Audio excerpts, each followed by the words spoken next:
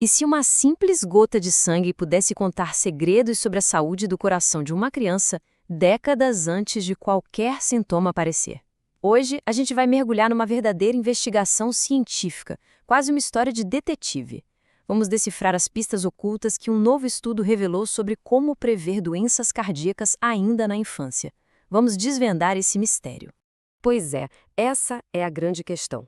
Imagina só o poder de antecipar um problema de saúde décadas antes que ele se manifeste de verdade. É exatamente essa promessa fascinante que a gente vai investigar agora. Parte 1. O risco genético oculto. Bom, para resolver qualquer mistério, primeiro a gente precisa entender o caso. E o nosso começa com uma ameaça silenciosa, um fator de risco que muitas famílias carregam por aí sem nem fazer ideia. Olha só esse número.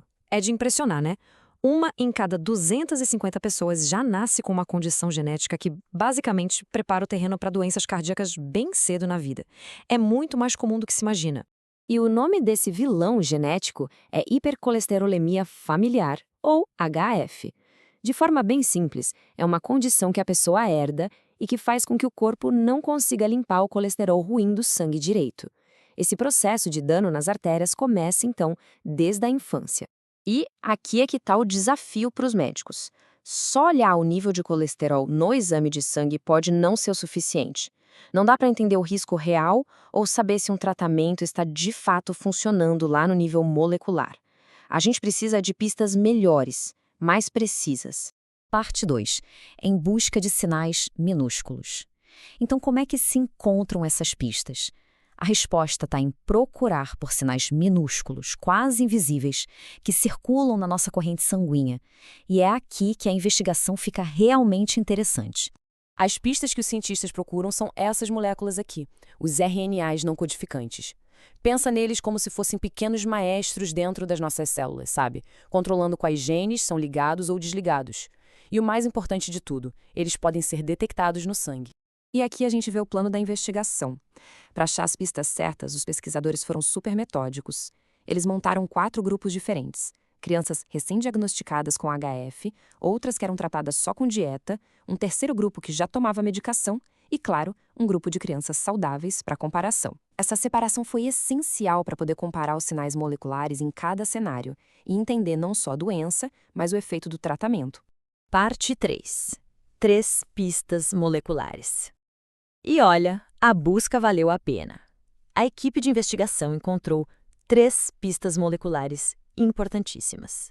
Essa é a grande revelação do nosso caso. Então, vamos ao ponto principal.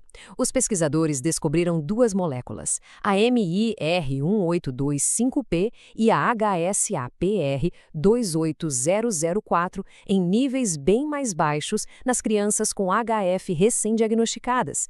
Isso sugere que a falta desses sinais pode ser, na verdade, um alerta precoce para a presença da doença. É como um alarme silencioso. A terceira pista é fascinante.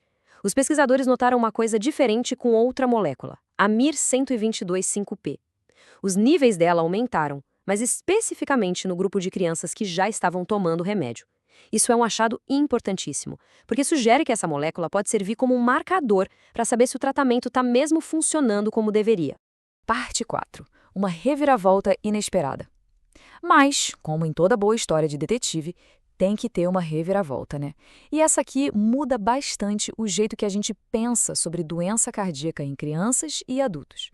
Essa citação, tirada direto do artigo científico, é a grande surpresa. Traduzindo do cientifiquês, as pistas moleculares que os cientistas achavam que iam encontrar, com base no que já se sabia de estudos com adultos, simplesmente não estavam lá nas crianças. Isso ilustra um ponto que é absolutamente fundamental na medicina. A biologia de uma criança é única. O que serve como um marcador de doença para um adulto pode ser totalmente relevante para uma criança. É por isso que pesquisas focadas em pediatria são tão vitais. Parte 5. O futuro do tratamento. Então tá. O que todas essas pistas, todas essas reviravoltas significam na prática? Vamos analisar o que esse estudo representa para o futuro da medicina pediátrica. O impacto aqui é gigante. Pela primeira vez, a gente tem um mapa detalhado desses mensageiros genéticos em crianças com HF. Isso abre as portas para exames de sangue muito mais inteligentes, capazes de dar um diagnóstico bem mais cedo, de personalizar a avaliação de risco para cada criança e, talvez o mais importante, de monitorar se o tratamento está funcionando de um jeito muito mais preciso do que apenas olhar o nível de colesterol. E assim, nossa análise termina com uma pergunta poderosa. Será que a gente está na iminência de uma nova era, onde uma gotinha de sangue pode revelar os segredos para proteger os corações da próxima geração? Ao que tudo indica, sim. A investigação continua.